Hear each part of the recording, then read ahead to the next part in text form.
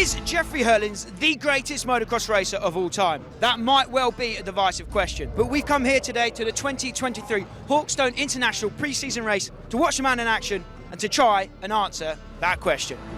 After an injury-wrecked 2022, the five-time world champion makes his long-awaited return to the racetrack today. He lines up here alongside some of his fiercest MXGP rivals, as well as a bunch of young bucks from the MX2 class. But if Jeffrey truly is the fastest man on earth and the greatest sand rider of all time, there's only one result that we can really expect here today, right?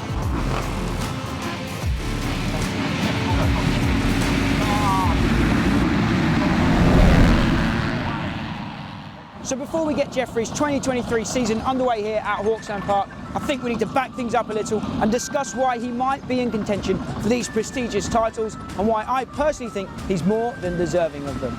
Jeffrey Herlings has one of the most decorated resumes in the history of motocross, and ever since he burst onto the scene in 2009-2010, he's been known and feared as the master of sand. Nothing proved this prowess in the deep stuff more than his performance at the GP of Benelux in 2012. In the year that he claimed his first world championship, Herlings finished off the season by absolutely decimating the field around the sands of Lierop. It wasn't a mud race, it wasn't a wet race, it was simply a sand race.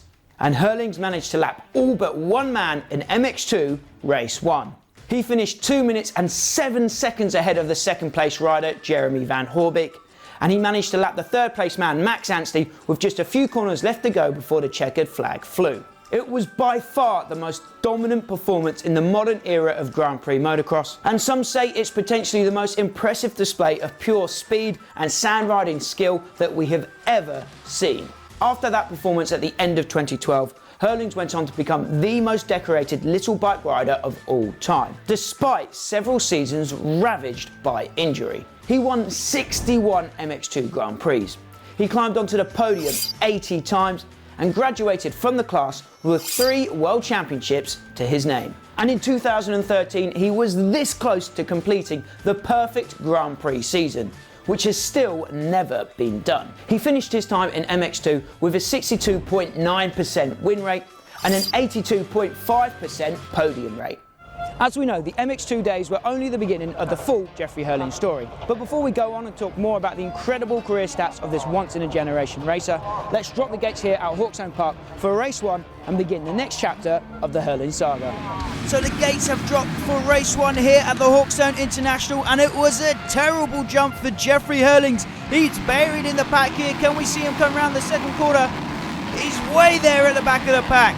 So it's going to be a hard-fought race for Jeffrey Herlings now. He's slicing and dicing his way through the field, trying to avoid all the carnage. Here he goes around the outside here. Let's take a count here as lap 2 comes to an end. Roman Federer leads, Glenn Coldenhoff second, Adam Sterry third, Henry Jacobi in 4th place there.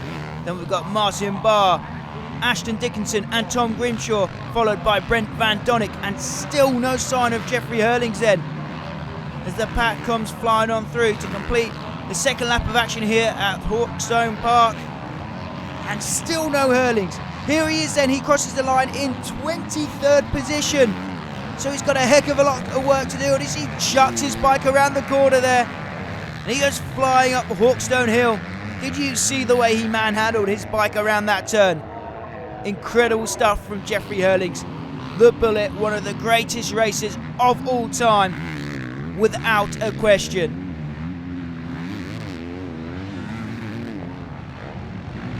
So Herlings continues his charge through the field. He's making good ground here, but the leaders are disappearing off out of sight.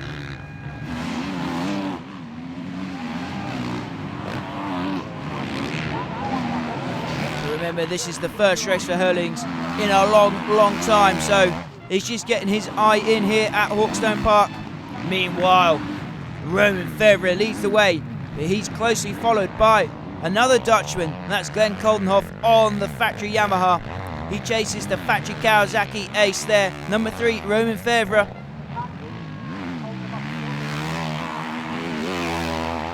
And we go back to Jeffrey Herlings, who is still fighting and clawing his way through the pack.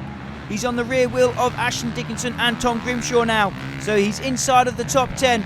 He's made the pass on Dickinson. Tom Grimshaw will be his next victim by the looks of things, as this race draws to a close. So Herlings did make those 2 passes there, and after a hard-fought moto, he ultimately finishes in 7th position. So that's not exactly the dream return for the Bullet, but we'll see how he bounces back for Moto 2. And if you look back at his career, bouncing back stronger than ever is certainly something that Jeffrey Herlings is great at. So we've discussed the unbeatable MX2 career of the Bullet, but it's the years since his graduation to the big bike class that have really elevated Jeffrey Herlings to the heights of the true greats. Since his MXGP debut in 2017, Herlings has added 2 more World Championships to his collection, again despite some horrendous injuries and some terrible bad luck along the way. He dethroned the king of MXGP, Antonio Cairoli, and has faced up against some of the most fierce competition, namely in the form of Tim Geiser, Roman Febvre and Glenn Coldenhoff. He's won 38 of the 66 Grand Prix he's completed in the class, giving him a 57% win rate. So combined MX2 and MXGP, Jeffrey Herlings has won 99 overall Grand Prix and 188 individual races. So when you look at these stats, it's safe to say that Herlings sits either 3rd or 4th all-time, depending how you count it. Stefan Everts obviously sits at the top of that pile with 10 World Championships and 101 Grand Prix wins. Antonio Cairoli is 2nd with 9 World Championships and 94 Grand Prix wins. Joel Robert would be next with 6 world titles and 50 Grand Prix wins. Herlings is one of 5 5-time world champions, but none of the others are close to his 99 Grand Prix wins. So let's say in combined stats, Herlings is safely sat in 4th position. However, that record for all-time Grand Prix wins is well within his reach, and it is very possible that Jeffrey Herlings will claim that record from Stefan Everts in 2023. Which will be a monumental moment in motocross history. But will achieving that accolade really make Jeffrey Herlings the greatest Grand Prix racer of all time? And is that something that he thinks about himself? Well, let's ask him.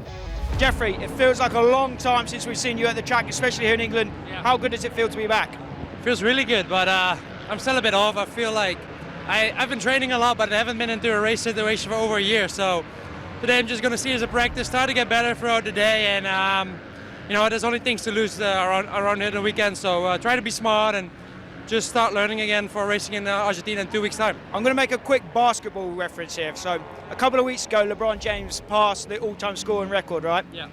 Now, in our sport, you've got the opportunity to perhaps do that this year, 3 more GP wins, and you'll be the most winning rider in the history of planet Earth. Are those records something that you think about, or do you put that to the back of your mind?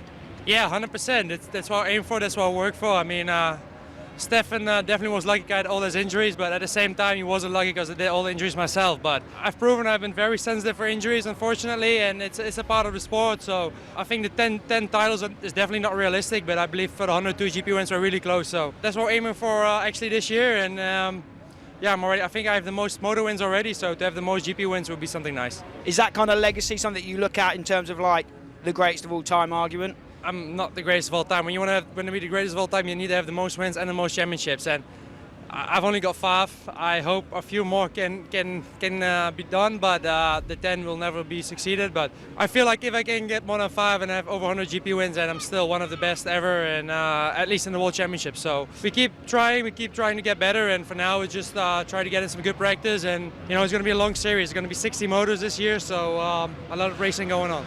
Always in the greatest of all time arguments and the best riders is the GPs versus the AMAs. Yeah. We all had loads of hope that you might join Dungey, Cairoli, Chase and Eli last year. How do you think you would have gone in that awesome battle between Chase and Eli? We were close to making it happen, but just due to my injury it took a few weeks more, and I was on the bike half May and the first race was like end of May, so I couldn't make it happen. And to race those guys you need to be super fit, and I believe even last year they were faster than the MXGP series. So I think it's a good decision I didn't go, because I wouldn't have matched their speed, especially with such a poor preparation. But maybe one day in the future I signed for 2 more years with KTM for 24, 25, and who knows for 26. I want to keep that doors open. Maybe I'll go into retirement, but maybe I'll still go race MXGP or even race the outdoors. I mean, it's still on my bucket list, but at the same time I need to be competitive. I don't want to do like Tony to go there and not even win a race or be on a podium. I feel that's not the rate to go, so we'll see. Last question, did you see that video that's going viral on YouTube, the guy that did the documentary about your trip to Ironman in 2017? That was a cool video, wasn't it? I don't know who made it, but he put a lot of work in there, and he actually did a great job, because I watched it and he really looked into it like in detail, so he did a good job, and it was a lot of fun watching it, and I had a lot of good comments about it, so yeah, I want to say thanks to the guy who made it. I don't even know who it is, but he did a good job. I think because he's Australian, absolutely no bias between AMA and GP, right? Yeah, I mean, if it's Australian, then yeah, he's in the mix, but no, it was nice. Awesome. Good luck today, Jeffrey. Have a good one. Before we drop the gates for race 2, I just need to say a quick thank you to our sponsors, Putoline, for supporting the channel. They've got a whole range of dedicated motocross products to keep your bike lubricated, clean and protected. There's more information in the description down below, so check them out if you're interested. Once again, a massive thank you to Putoline. So we're getting ready for the second moto here at the 2023 Hawkstone International. Will Herlings be able to answer his critics after that lackluster first moto?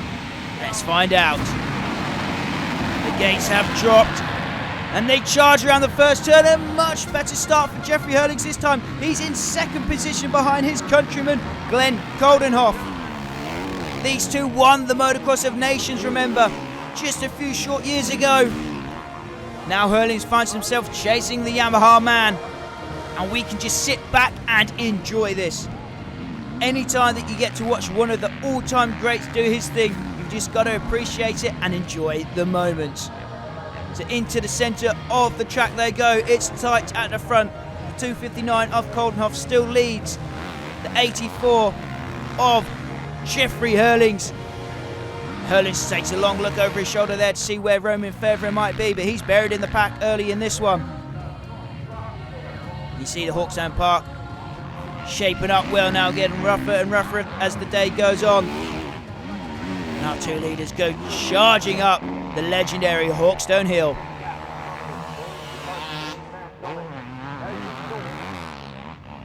So as the race continues then, Herlings looks to be just biding his time here in second position, learning the bike, getting back into the swing of things, and just following one of his main MXGP rivals.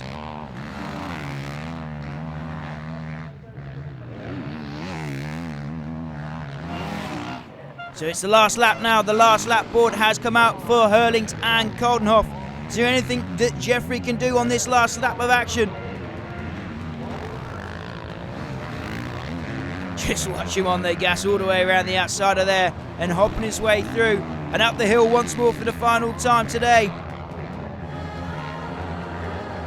But like I said, you've just got to enjoy it anytime you get to see one of the all-time greats in action.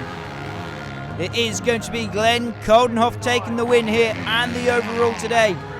Jeffrey Herlings does bounce back strong though to take second position in Moto number 2.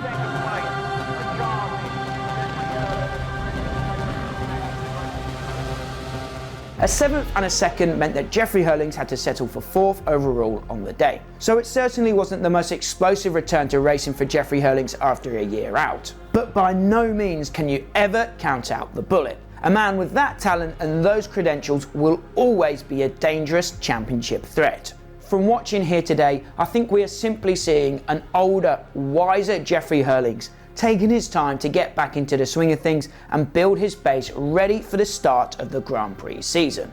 I have absolute faith that Jeffrey Herlings will claim the all-time GP win record this season and that he will be world champion again. What do you think, guys? Is Jeffrey Herlings truly one of the all-time greats? Where does he rank on your list? For me, his stats speak for themselves. But in my opinion, Herlings will go down as one of, if not the, fastest motocross racer of all time. Thanks for watching, guys. I hope you enjoyed this video. And once again, a massive shout out and thank you goes to our sponsors, Putoline, for supporting the channel. As always, I've been Max. This is 999 Laser. Until next time, I'll see you at the track. Life's like a movie, lights, camera, action. Put your mind to it, live it